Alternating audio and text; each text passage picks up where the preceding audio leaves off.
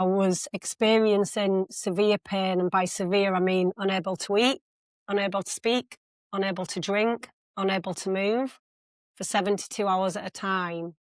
And I reached a point where they'd progressed from every 2 weeks to every 10 days to every 7 days to twice a week. So I was still in an attack as the next one was starting and not able to recover from one before being kind of finding myself full pelt into the next one. And it was through making those approaching it in the way that I did in the early months that led to me breaking the chronic pain element of the cycle within just 6 months. This conversation with Amber Horrox made me realise how badly I had misunderstood migraines. In this conversation, I speak with Amber, an author, a migraine educator, about migraines, invisible illness, stigma, and what it really means to live with a condition many people still misunderstand. I went into this knowing very little about migraines. Like many people, I had probably thought of them as a severe headache. Amber helped me to see how wrong and limited that view is. She shares how migraine can be disabling, how it can overwhelm the nervous system, and how the pain can be so severe that it hides the many other symptoms happening at the same time.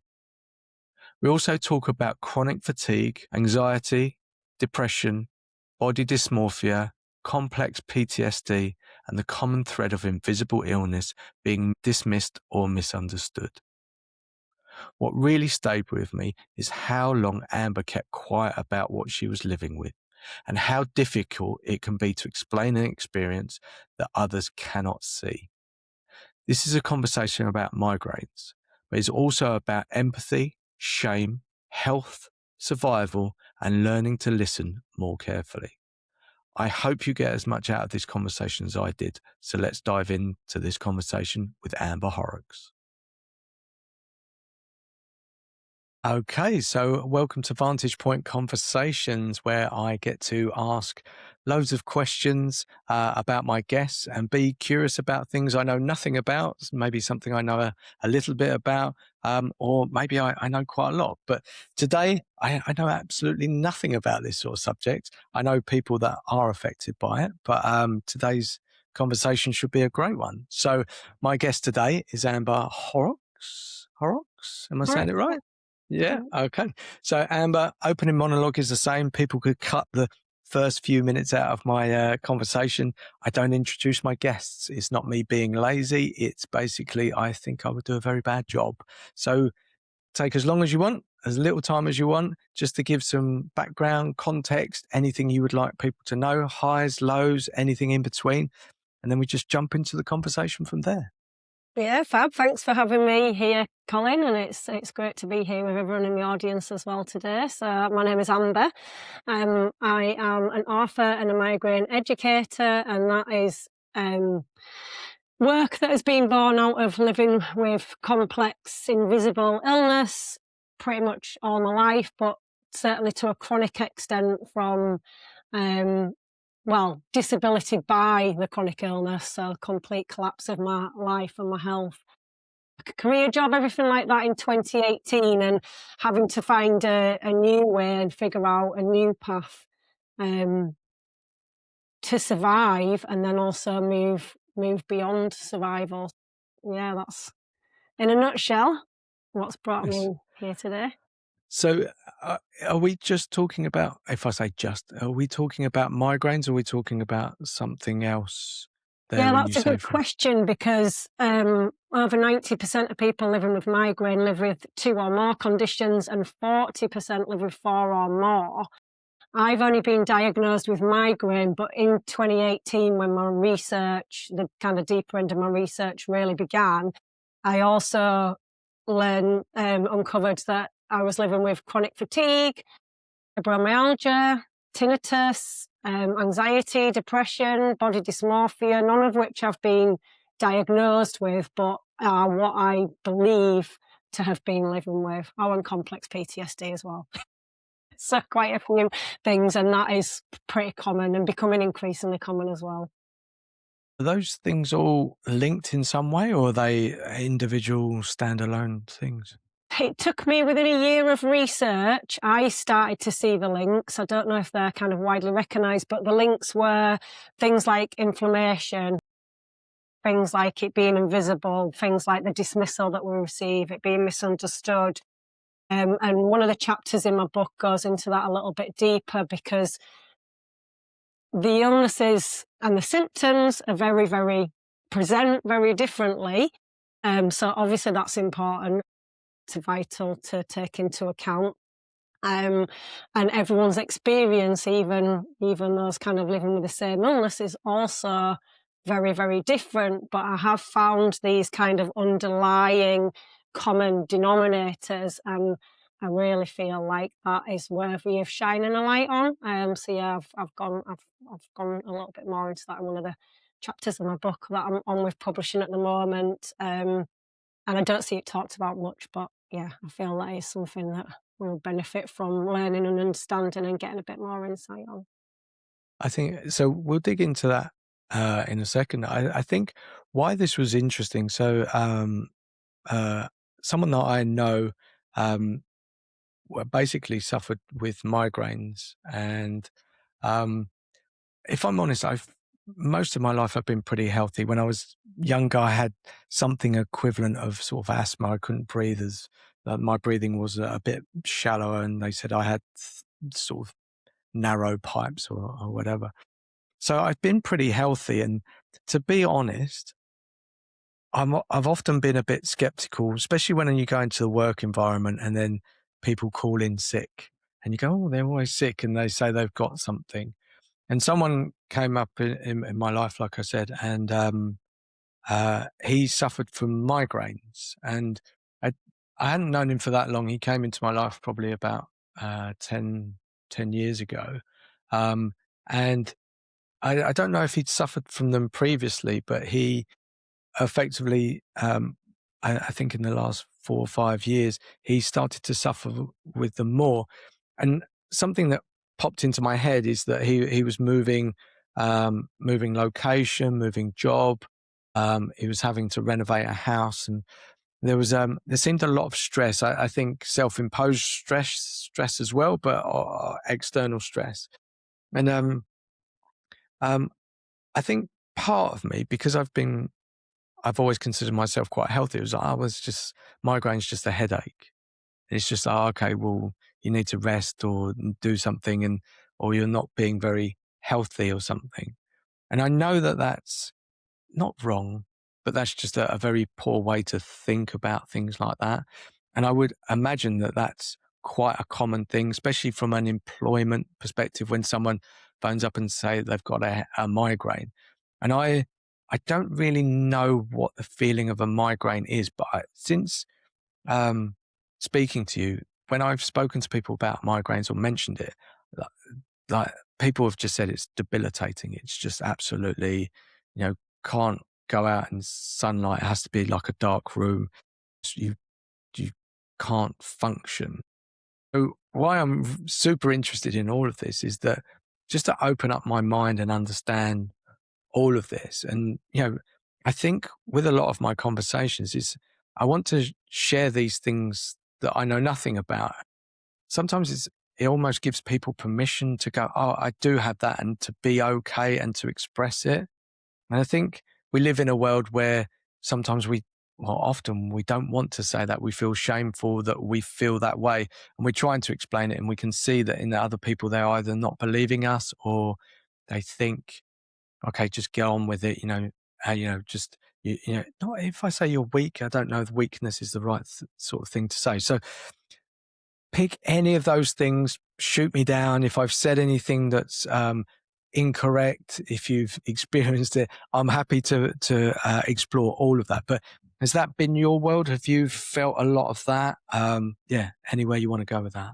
Yeah, you're talking a lot about kind of I mean, a lot of people would call it stigma around it, but it's our perception of it, isn't it? And how, we can only take our lived experiences and thoughts and the understanding that we have and knowledge at the time, and use that to interpret language around it.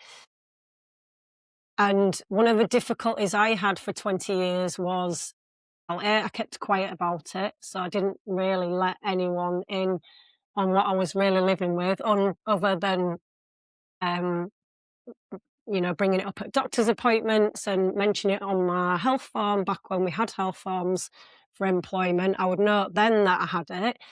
Um, but in my day-to-day life, I didn't really speak about it.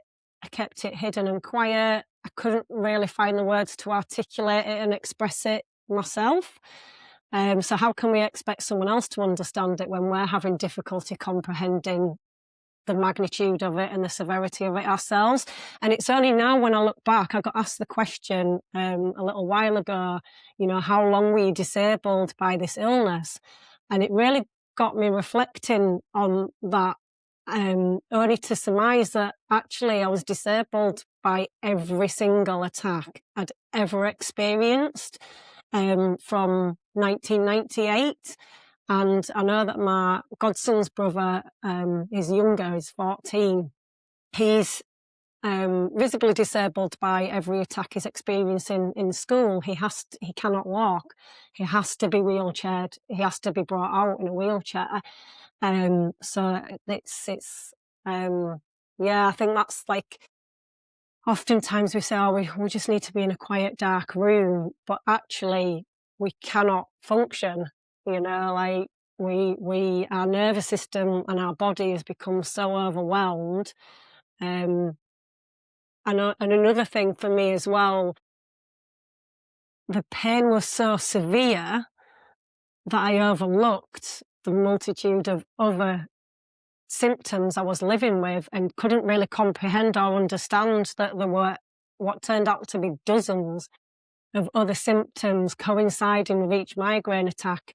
So all I really spoke of was the pain, but as it turned out, the pain was so severe and agonising that all else paled into insignificance. And then, speaking about that, with the understanding that we have from the medical side of things, the interpretation is that it's an ache in the head, and that's what it is.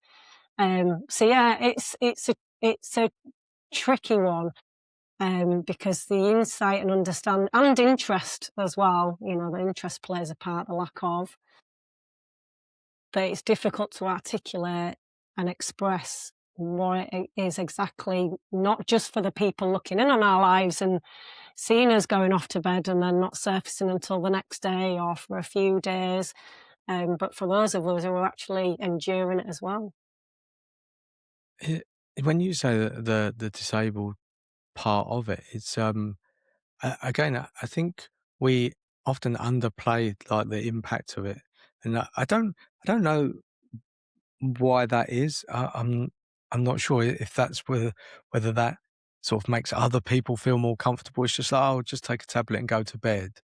But the reality is, when you were talking there, I was thinking, geez, like how, when this crops up for you, there's like how disruptive to your life. I'm just thinking, I don't know if you've got a family. We haven't discussed that before, but you go, okay, you've got a job, you've got a family, you've got commitments, whatever. Like that's to have that in your life constantly is such an impact. And is there? So I know you've done this research, and it'd be interesting to dig into that. So one of the things that I thought about when I was talking to this guy that I knew, I think he found that it was a combination of something like chocolate, I think stress, and I don't know if alcohol played a part, but that's Cold a like bit, won't me? yeah, I was but in he, denial about that for a long um, time. but it's funny because not funny, but I think he was trying to find the root causes for all of these things and then just try and go, right, okay, I'm going to avoid this. And then I think for him, when I knew him, these migraines happened quite close together. So he could try to find patterns. But when things are sporadic, they're not like, oh, this is going to happen every Tuesday, or, you can't find the pattern, or it takes you a long time to go, oh, what the hell is this anyway? And we don't, even in my own life, like, I try to remember what happened yesterday, and I can kind of go, oh yeah, I did this, I picked the kids up. I very rarely write down what sort of sleep, what I've eaten. There's so much data that we don't actually log about ourselves. And I think about when I've put on a bit of weight, I go, well, how have I put on weight? And then when you look back and you go, yeah, well, I was in that sweetie jar like for the last 3 weeks, and I've been eating ice cream and desserts. But your mind is quite selective about what you've actually done. So um, unless I write it down, the reality and our perception of what we've done are quite different. So where did that start for you? So obviously you said this was in 2018. So this was so debilitating for you that you said, right, I need to find a cure, or you were looking for a pattern, or what was the trigger for you to start this in 2018? The first thing was recognizing myself, like how severe and serious the illness was. And I did that. I kind of woke up to the severity and the seriousness of it, even though no one around me was doing the same, loved ones, colleagues, doctors, medical professionals. And it was really, the catalyst was really born out of a belief that I'd never had before, where I woke up, I was journaling at 2 o'clock in the morning. And like you say, the perception and the connection and the awareness, I didn't have any of that. It's only because I've been able to go back to my journal from 2018 and see at 2 o'clock in the morning, when all this kind of happened, that I was starting to identify that change was what was needed. And it was going to take me a long time. And I finished off that journaling section by writing I matter, my health matters. And it was really all born out of that place. And it does turn out that I did have this belief that if we got to the root cause of the illness, then my belief was that we could pave a pathway to wellness. It was just all a little bit tangled up with believing that that was what was going to happen eventually with the medical field. They were going to put me in front of a neurologist. They were going to help me identify the root causes. They were going to support me on the pathway back to wellness. And of course, no one in the audience probably needs me to tell them that that is not the case. That is not what happens. So I kind of embarked on my own journey of research and making little teeny tiny changes with the capacity and what I had available to me at the time, which was extremely limited back then. And yeah, I did eventually start to dig a little bit more deeper and unearth not just one root cause, but multiple. And I think that's where it becomes complex and challenging, and also contributes to the misunderstanding, because oftentimes we are looking for one thing. I mean, I probably was back then. I was probably looking for one root cause. And often people will ask me, what's the one thing? And I'll share a bit and they'll be like, I know, but what's the one thing? Why, what's the one thing that you did? And it's like, well, yeah.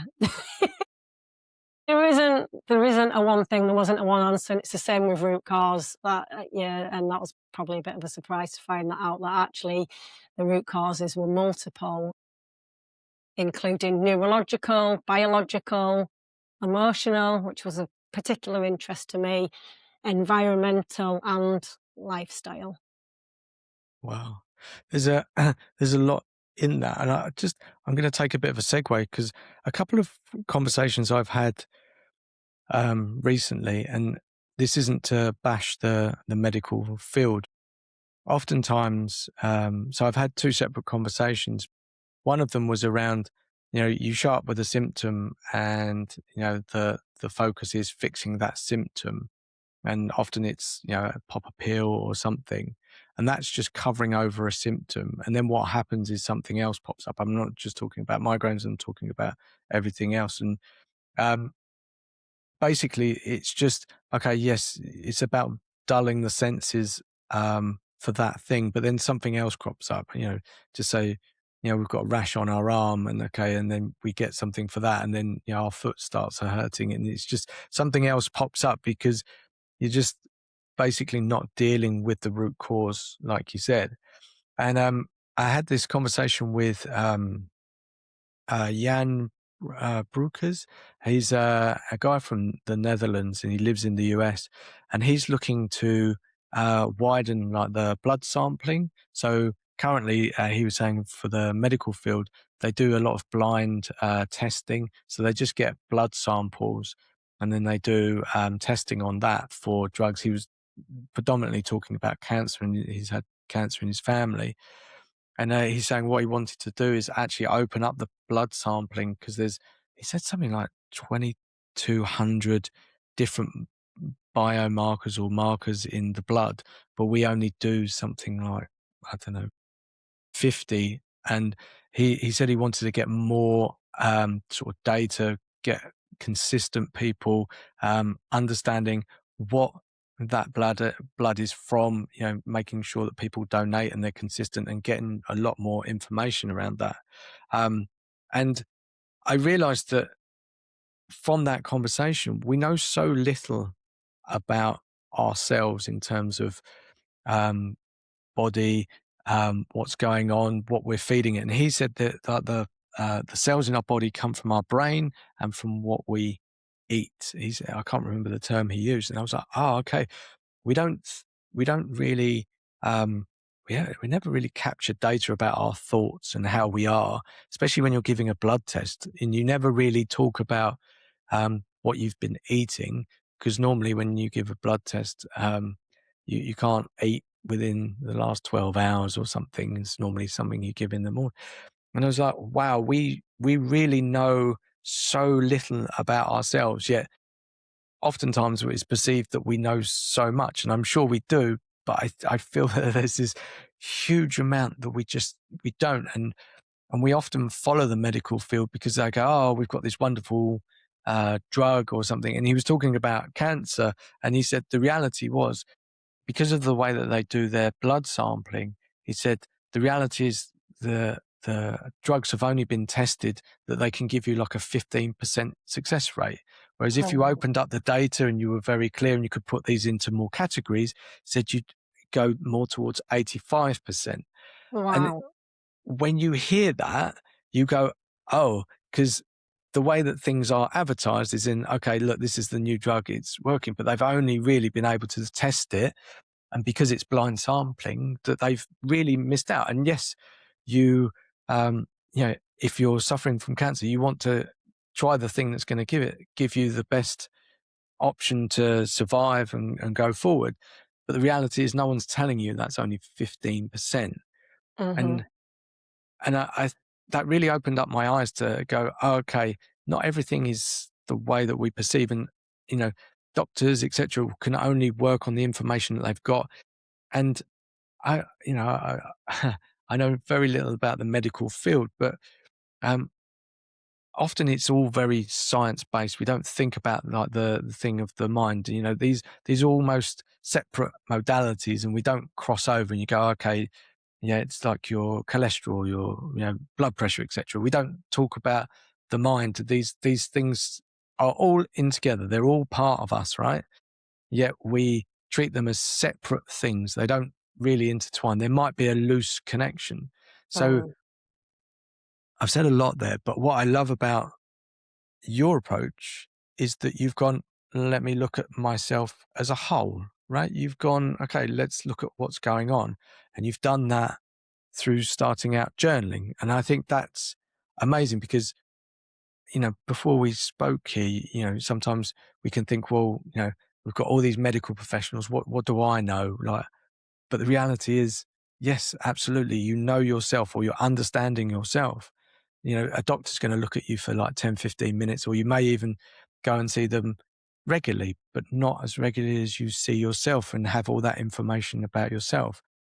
And that's super powerful. And we often, like you say, rely on doctors or the medical profession to help us with that. But you've had to go the other way. And obviously that's been painful, but it's opening up a whole new world of information and knowing, right?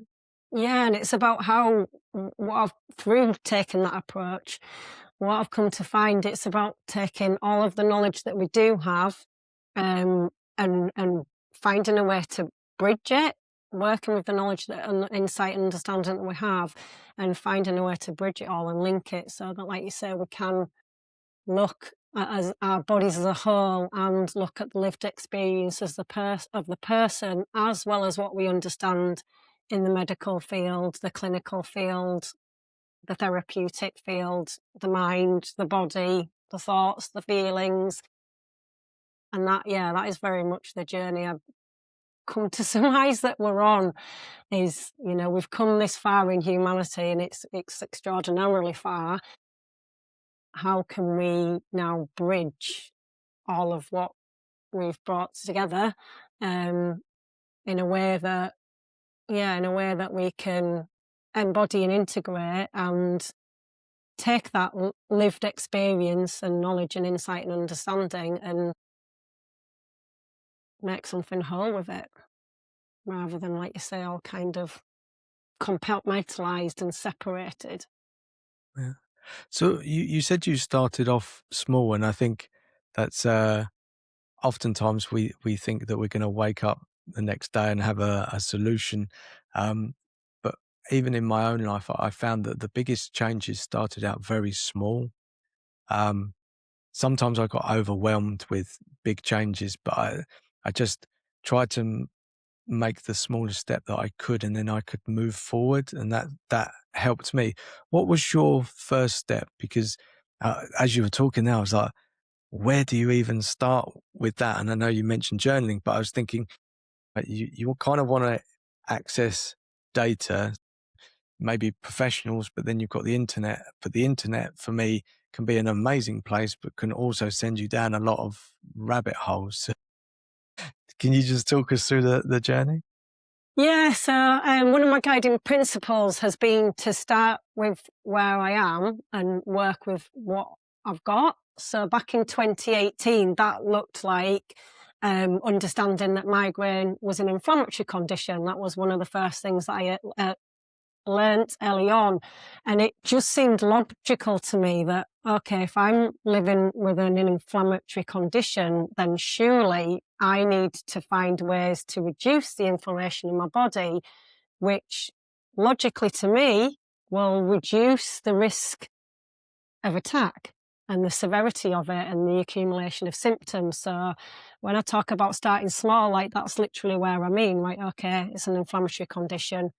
What can I do with that? Well, I can look to reduce inflammation. Okay, how can I do that? Well, the foods that I eat, the environment that I am in, that kind of thing. So yeah, and then even things like and asking big questions was another guiding principle that stood me in good stead.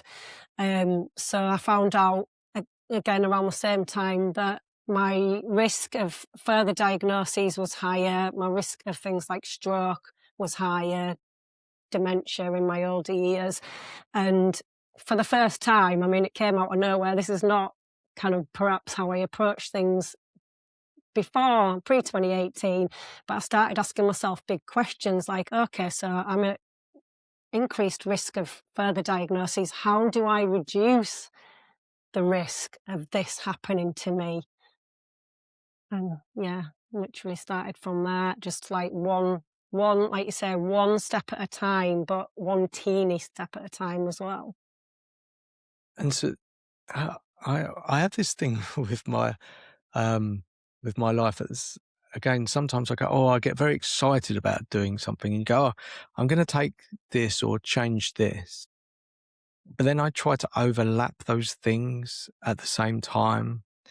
And then you go, but then I don't know which one has had the impact. So do you just change one and then sort of test it for a period of time? How do you approach that? Yeah, any change I made one change and then I embed that change before I moved on to the next change. So as an example, diet, when it comes to our food, we think, oh my God, I've got to change everything. I've got to eat clean. I've got to empty my cupboards. I've got to lose 2 stone in a month, you know, and then go to gym 3 times a week as well. Like that's how I used to be before my body was like, can't do any of that. Can absolutely do none of that now. So when I say one teeny tiny change at a time, when we look at it from, say, the example of food, I'd heard that cutting gluten out of my diet might help reduce inflammation. So instead of making massive changes, I really had to break that down. And that became just becoming curious about that one step. Okay, I've heard this is true. How can I find out more about this? That's it. Not making any drastic changes or emptying my cupboards or anything like that. And I started to, on my Aldi shop, I just started to look at the ingredient. I hadn't even made the decision to go entirely gluten-free. I was just doing this alongside of it in those early months, because like I say, and other people will appreciate, life is very, very, very limiting, very challenging. Function is incredibly low.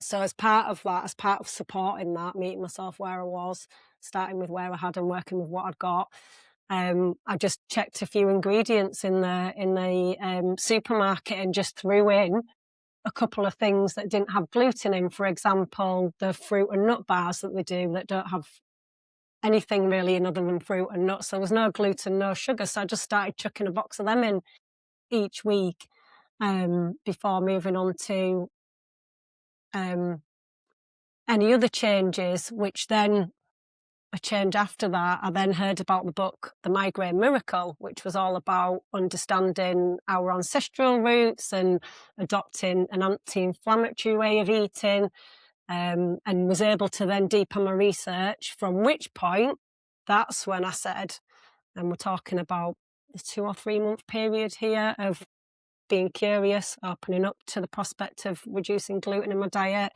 to chucking the odd item in my shopping trolley when I went shopping each week, to reading the book and really understanding about it in a much deeper, more informed, educated way.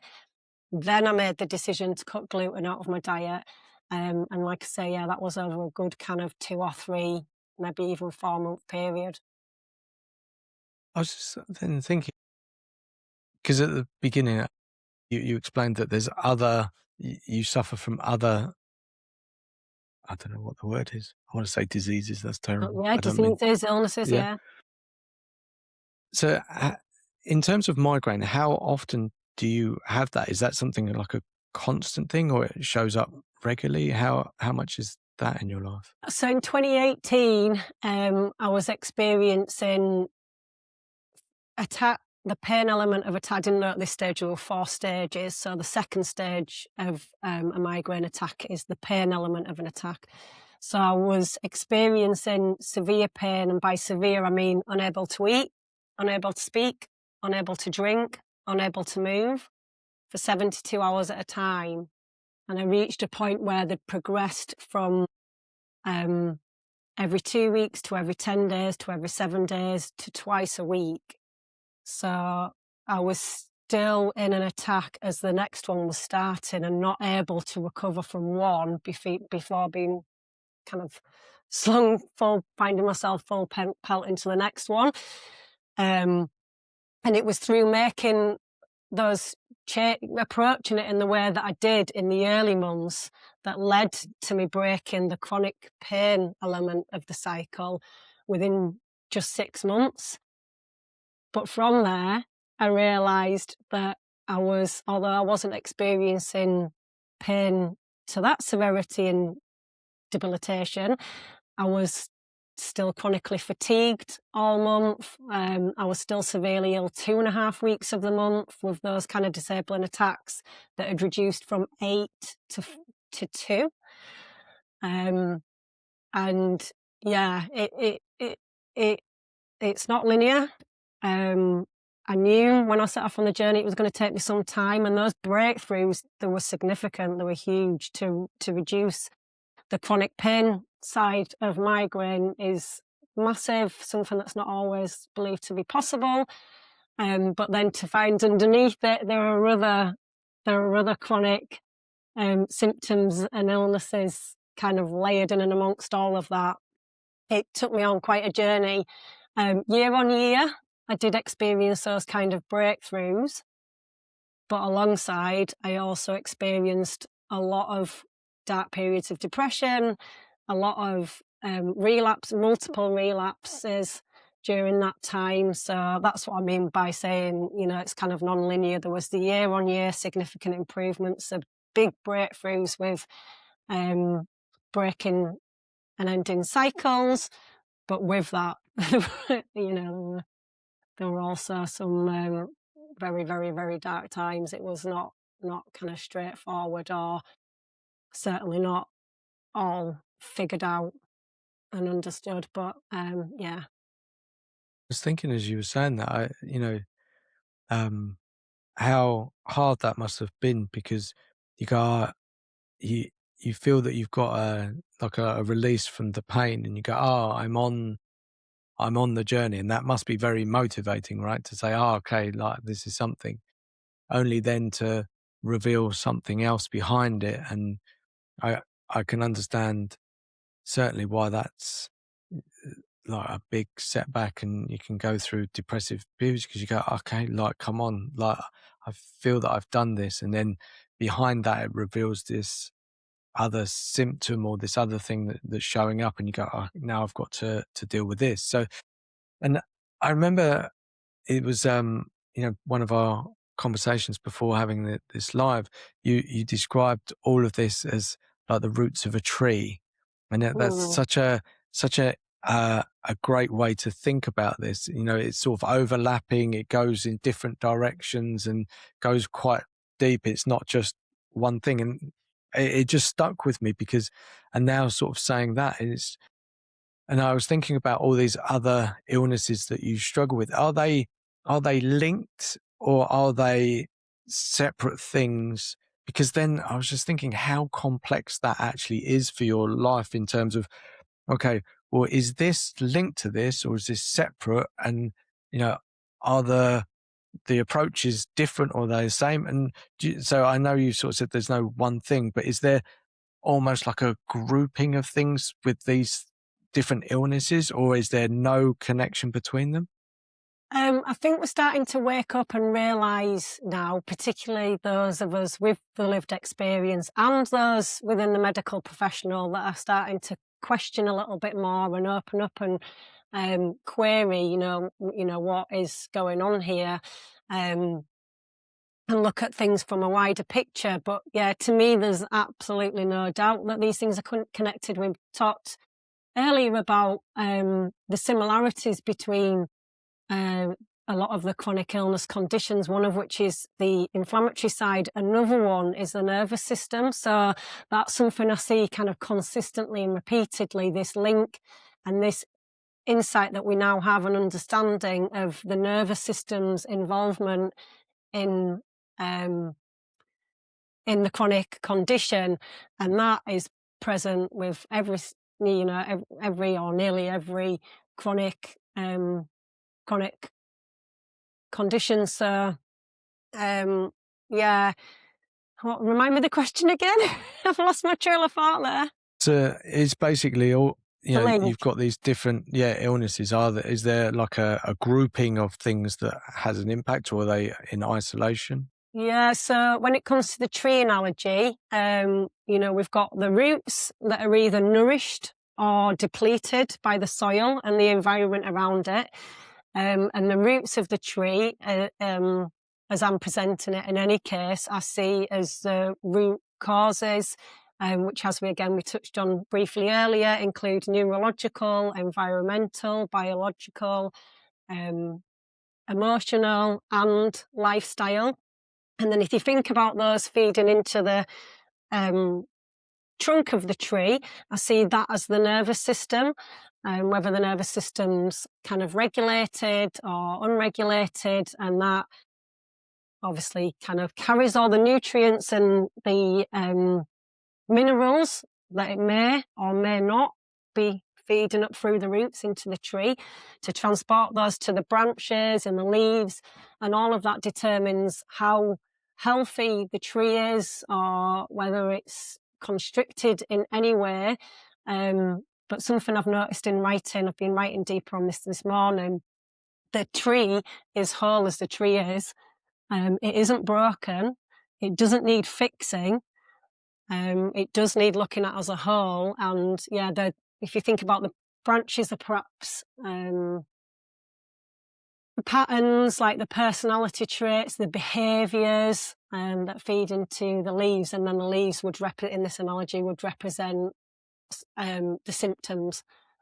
So the expression of the nervous system, which receives its information from the roots. But yeah, that helps a bit. Yeah, it's I think this is one of those conversations that we can go in so many different directions, because I was just thinking about the tree analogy, and I was thinking, oh, because on the surface it might look like, if you're looking at the front of the tree, all those leaves are okay, they're all good, it's no issue.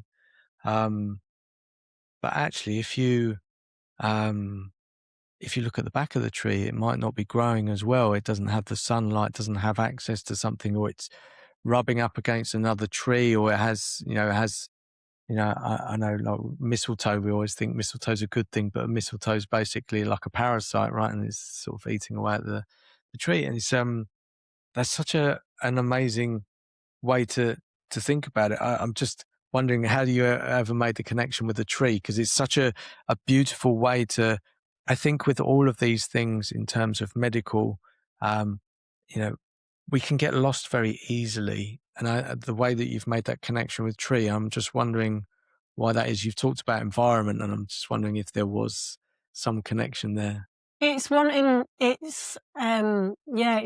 to understand how we can take the conversation from where we predominantly are now around the symptoms and our approach to managing and fixing and curing and controlling, to what is going on a deeper level, in a way that we can, I can better articulate, and B, readers and listeners can comprehend and understand.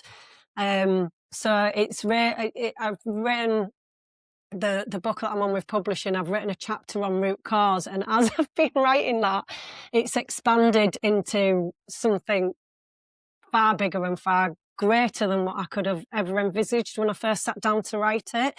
And is opening up a much bigger conversation, and is incorporating all the different elements of all the different kind of root causes, and everything that we're facing and dealing with and aware of and living with, so that we're not dismissing any part of it.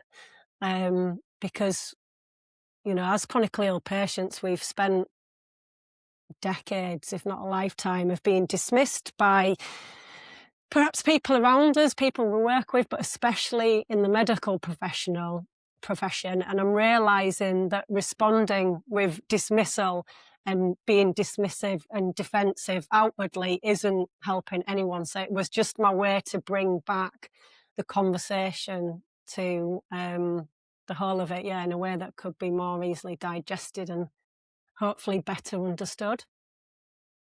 It's there's so much wisdom in what you're doing, but also your approach, because oftentimes, when we've been dismissed, we try to mirror that behavior back, but the reality is that the end goal is that things should be, not should, I don't like the word should, but we want to work together, and you know and trying to cut people out of this. There are, and I'm not trying to, again, bash the medical profession, but I'm sure there are doctors or medical professionals who do want to make this, understand this, and take this forward. So it's, we do end up generalizing, but it's actually reaching out to these people. And I think, the internet is a great place to be able to do that, to understand research, and to be connected to people around the world that actually,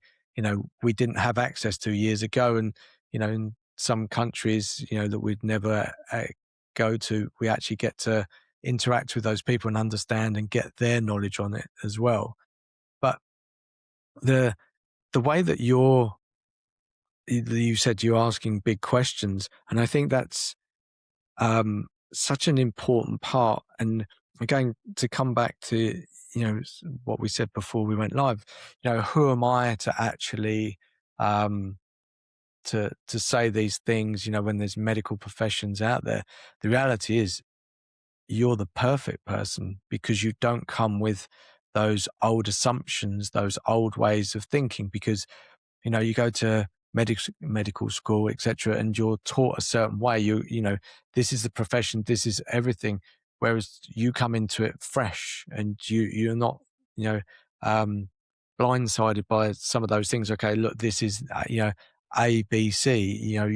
You can look at all of the alphabet and all of these things, and that allows you that freedom and flexibility, and not the constraints from a profession that's been going for, I don't know, however long, hundreds of years, etc. And that's really powerful, because you can just ask those questions and you can come into it and go, okay. But you can also question it, because I'm even thinking I come from the corporate world. You kind of get told a lot of the time, well, that's just the way it's done. And you go, yeah, but then there's often a lot of peer pressure. Don't ask, just get on with it and do it. But you're not. And because this is something that you're lived, that the motivation for you is, okay, no, I need to ask this question and I need to think about it differently, because ultimately I'm the patient that needs to find that solution. So I absolutely, I think it's great when people like you come into something and ask bigger but also better questions, and can challenge those assumptions, not just for challenging sake, but just to to look a bit deeper and be a bit more curious. I appreciate that. That means a great deal. I'll be taking that compliment away with me. Thank you very much, because for a long time I was questioning, who am I? Who am I to be doing what I'm doing? Who am I to be bringing in all the support that I need? Who am I to be the person to voice any of this and to share any of this in the world? And it's only very recently that I've made the switch to actually, who am I not to?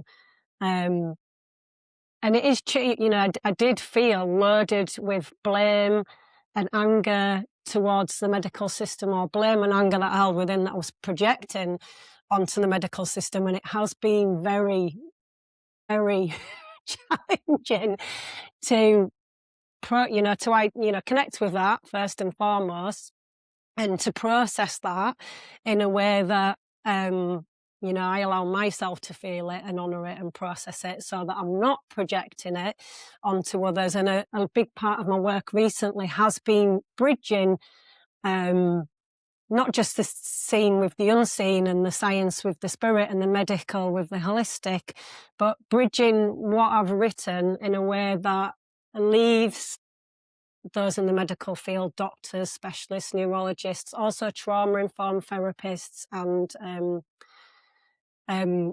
clinically trained people too, feeling validated themselves, feeling seen and understood, so that they're in the picture. And also it then bridges the gap for the skeptical readers. And I've been reminded very recently about how I used to be one of those people. When I was first hearing yoga for migraine and questioning why I'd paid money to sit on a mat and breathe when I could have done that at home, I was that skeptical person. And it has been the journey that I've been on myself with the research that I've done and carried out, is to bring together all of the knowledge that is currently out there and find ways to bridge it myself. So yeah, now that I've got this far and invested this much work in it, it stands to reason that I would do that for the reader, because I remember that I once was one. I was that person too. It's just I didn't have it accessible in one place, and I had to spend years and years and years and years. And the purpose of this book is to bring it into one place for that reader, so that they don't have to do all the research. It's all there, but in a way that they will feel seen and heard and validated, and even held as they're reading it. So yeah, thank you. I really appreciate that, because that's been a journey in and of itself, and taken me a long time to get here, and a lot of work. Yeah, Thank you. I no, of course, but I think I you've not come here and said that you know all of the answers. You're on a journey, and I think that the fact that you are that open to go, oh, okay, and even challenge yourself and your own way of thinking, I think that says a lot about you. in the way that you're going to approach this, and or you have approached it. And and I think that that open mindset is something very valuable, and often we can be closed-minded. I'll include myself on that list. But yeah, if we stay open and receptive to some of those things, often because of things in our past, we go, oh no, and we've classified certain things that we know we won't do it because of something. But the fact that you've opened it up and you've gone, no, actually, it's such a wise thing to do. And that says, as like I said, a lot about you. Just gonna go into community, because I was thinking as you were sort of saying, this was your journey and your understanding about yourself and symptoms, etc. I guess along the way, you must have reached out to people that are suffering the same things to kind of just go, okay, are there common things, rather than just sort of reading in books? Is that something you've found along the way? Are you in touch with people with these things? Yeah, back in 2018, when I first started asking myself these big questions, one of the questions was, what do I need? And that was a question I'd never asked myself before, even if I did, I wouldn't have been able to answer. And one of the needs that I had back then was to be around other people who got it, be around other people who just immediately knew the extent of what I was living with. And I was really fortunate in my case that actually a couple of girls from school, I'd seen them sharing about their chronic ill health journey with absolute awe and admiration for them, whilst at the same time never believing that that could ever happen to me, which I appreciate is the case for any of us. At the end of the day, ultimately, none of us realise that this is something that could happen to us in our lifetime at any time. But I had always really admired them for what they were sharing and the ways that they were sharing it, whilst acknowledging that that was something I could never do. So I was quite fortunate that contact was established with those two in particular. And I remember one sharing with me, Amber, a lot can change in a year. And that has stayed with me since. Every year I look back and I reflect on what has changed in that year, and every year I remind myself a lot can change in the next year. And then my other friend who came forward, who'd been kind of housebound and even bedbound for years, she was the first one that I was really able to open up to, just how mentally depleting and challenging living with this was, in a way that I hadn't even opened up to my counsellor about. And she really understood and got to the crux of it with just how severe it was and how much that was impacting my lack of will really to live for a long time. So yeah, community's been huge, and as part of that, and as part of not always having as much access to it as I would like or need or want, and totally underestimating, in fact, the level of support that is required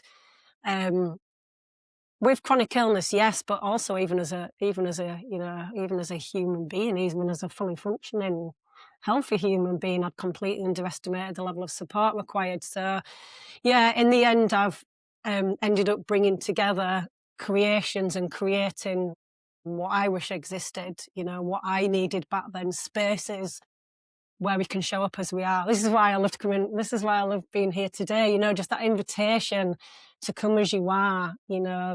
Whether I've brushed my hair or not, or cleaned my teeth or not, or in my pajamas, or even lying horizontal. I've found a way to create those spaces myself, and we need more of them. It's a very interesting point, because when I started these, I people told me, try and make them like 20 minutes long, sort of bite size. And something told me that actually we do need genuine conversations, and people will stick with them, and people that don't, that's also okay. But there's I found in these conversations, and I try to keep them an hour 10. I always say if they go longer, then we just do a round two. I feel that there is this genuine need for being genuine, being real. And I always said, like, there's no fancy studio, I didn't have the money to do that anyway. Mm, But the reality is there's so much wisdom, and, thought process does take time. And like you were saying with your friend, it's, even when you go and see like a professional, like a counselor, etc., they may not have gone through the thing that you're going through. And so it feels very, not very genuine to actually exchange with that person. And, I'm sure they're very good, but you kind of go, well, hang on, if I'm having financial advice, I'm going to someone that's in debt themselves. You can't really, there's no really sort of relating, or they went through debt. And so, but actually, we have all these professionals, but I feel there's such a space for having these connections with people, genuine conversations without this need to perform in any great way. I didn't realize at the time, but I was like, oh, okay. I started it through frustration, but I realized that actually there are a lot of people that do want to listen to these conversations because there's so much wisdom. And I I realized that wisdom doesn't come out in the first 10 minutes. You can't just cut it down. You can't ask just these questions. And, people said, oh, well, can you send me the questions you're going to ask? And I don't have any questions. I just follow, because wisdom often comes through exchange, and there's no performative part of this. And, you know, um, I feel that, when someone listens to you speak about how your journey's been, you will, if you can speak so naturally about it, that will connect with someone enough for them to go, oh, hang on a second. And I really feel that there is spaces for that. And it's great that you've created those things for yourself and for other people. Um, there was a question that I had in my head, but I was just thinking, where's that gone? But yeah, it's such a important thing for people to understand and bring together.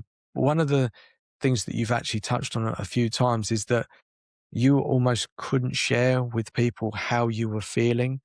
And I was thinking about that as a child, or in school, or, with our parents or neighbors or whatever. We're often told to ignore ourselves. And I've said this many times. I've got two young children, and they they're amazing. And one of the things that I try to allow them to be is themselves. That sounds amazing. It's not always the case. I It's get angry. challenging. It's Yeah, very exactly. challenging, isn't it? I find it with my nieces and nephews. It's really challenging, yeah.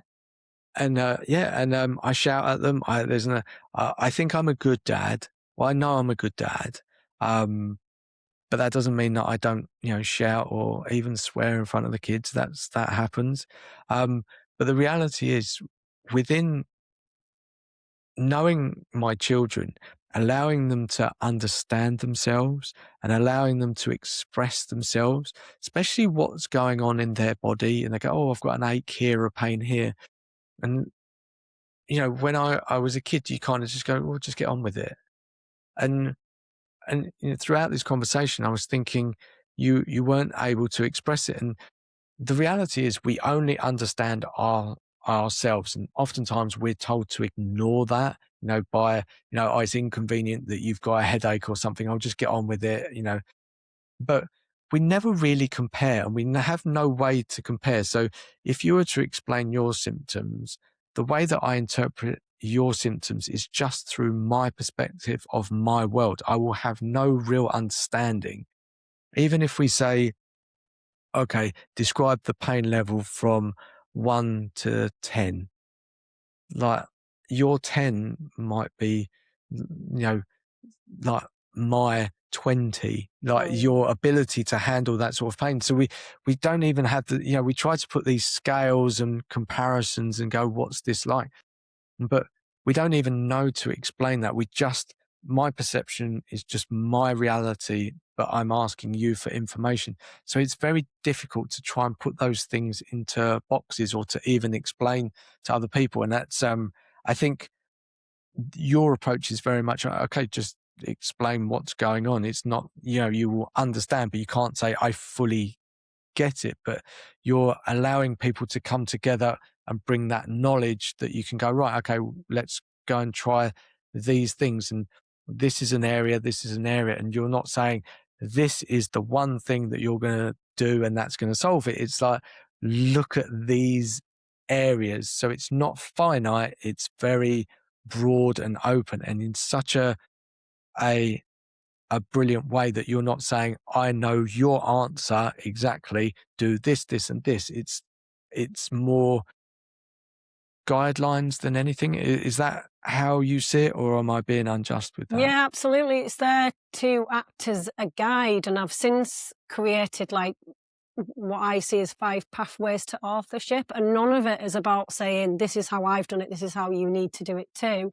It's about showing this is my journey, this is what I've found and learned and discovered. Here are a set of pathways and some ideas to work with, but let's create our own pathways. You know, let's find our own, let's learn from this and open up a conversation around this and understand this a little bit more, or a lot more deeper, you know, more deeply than we do now, glean it for the insights, and then take it away. And like I say, create our own pathways, find our own ways, listen to our own inner voice. Because my body knew the way, and that was one of the greatest breakthroughs I had when I started to drown out the noise around me and tune in to what was coming up for me, what was true for me, how I was really feeling. My body knew the way. It knew the whole way. It knew the entire way. It didn't make a misstep. You know, it was a long way, and the pathways were more like mountain climbs than, you know, a straight path with a beginning and an end. It was more like a, you know, a mountain climb for each one.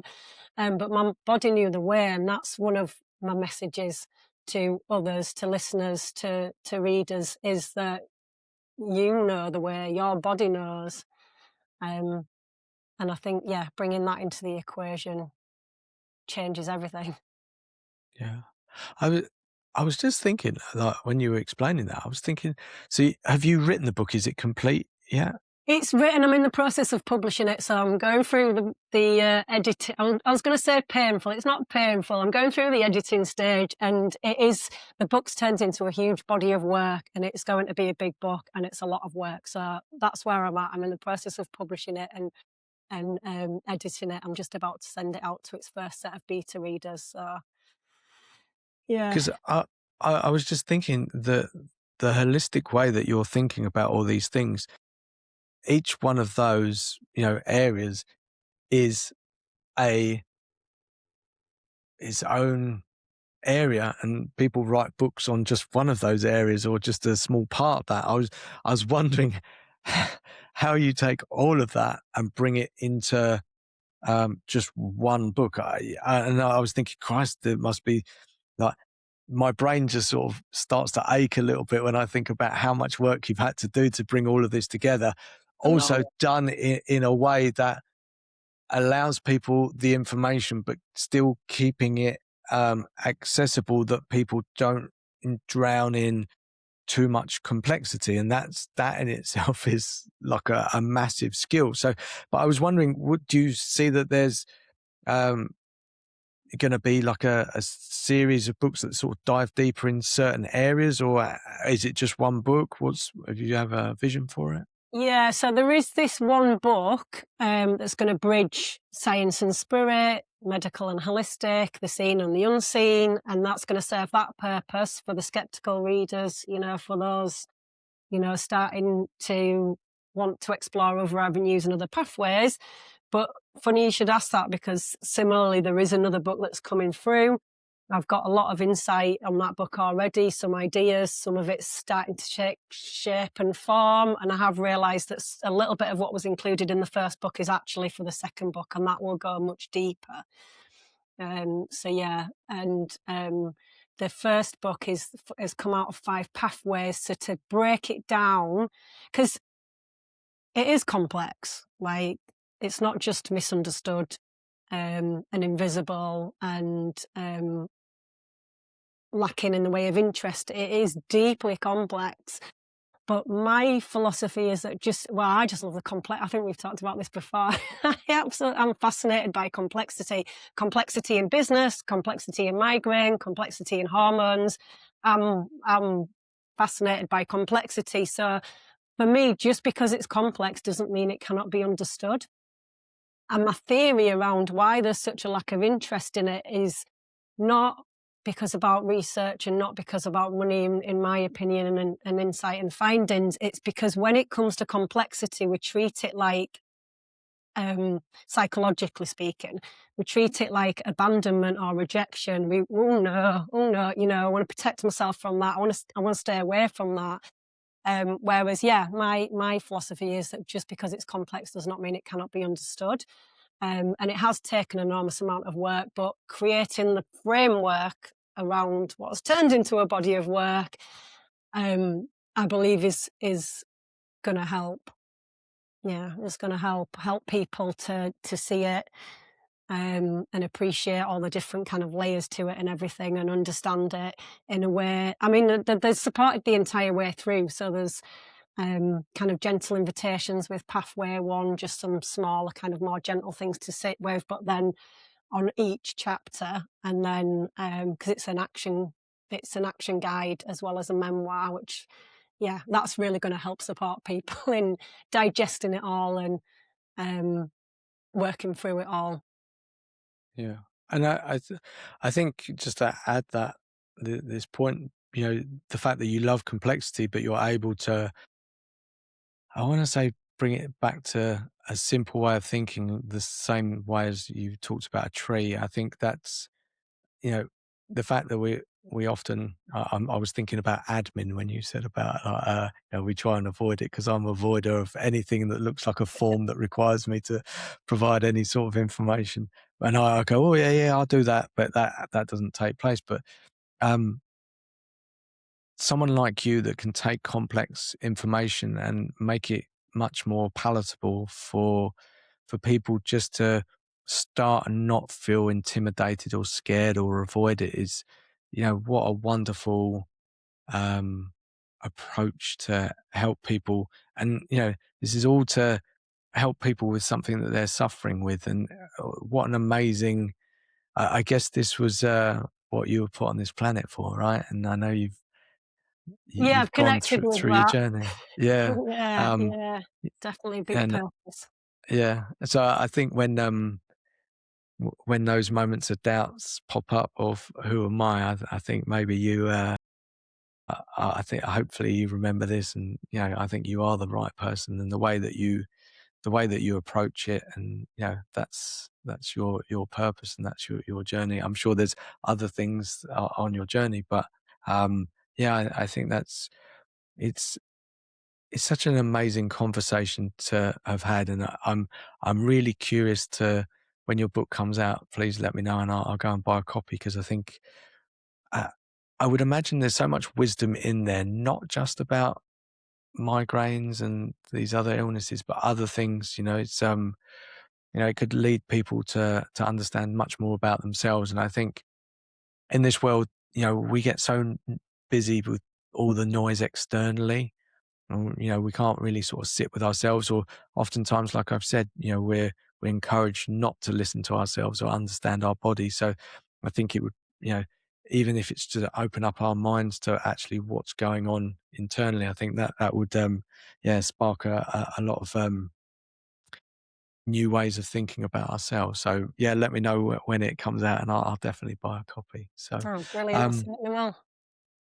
for today, I'm conscious of time. I think, you know, I have a load more questions. Maybe we can dig in and do a round two, because I think it's such a fascinating subject to explore. But for today, thank you very much. Where should people come and find you? Because I found you on LinkedIn. That's where I find all of my guests. But is there a website? You were talking about Substack, and I don't really Substack, understand. so LinkedIn, I love LinkedIn. LinkedIn is one of my top 2 platforms, alongside Substack, which is my blog and podcast platform, Warrior Within. So yeah, I'd love to connect with people on here or there. I'm also getting a bit of a YouTube thing going. Since this is on YouTube, I'm on there Yeah. as well, actually. Yeah, that's Oh, just fantastic. launching. When this go? when this goes up, let me know, and I'll connect this conversation, because you can do collaborations there. So it will hopefully open up the reach of this conversation. But for today, Amber, it's been amazing. You've really opened up my eyes. I've got lots to go away and think about, but it's been a real pleasure. And yeah, thank you for giving me your time and your wisdom, and for being on that path and sharing your journey. Thank you so much. I've taken a lot from it myself, so I really appreciate this. Thank you. All right. Have a great day. Take care. Bye. Hey, it's me again. Just a quick note. I'm trying to grow my audience, but in an intentional way, not to go viral, but to be able to bring you more of these conversations, because I enjoy doing them. And I think there's a lot of value in what my guests have to share. So if you like what you hear and you're happy to hear about other conversations and learn from those people, then please just click on subscribe. That'll give me some data around the conversations that you like. And then you can add some comments along the way. Always give constructive feedback, and I will always take constructive feedback on board. So yeah, if you like, please subscribe and click the bell notification so that you do get notified of new episodes. That's it. Thanks very much.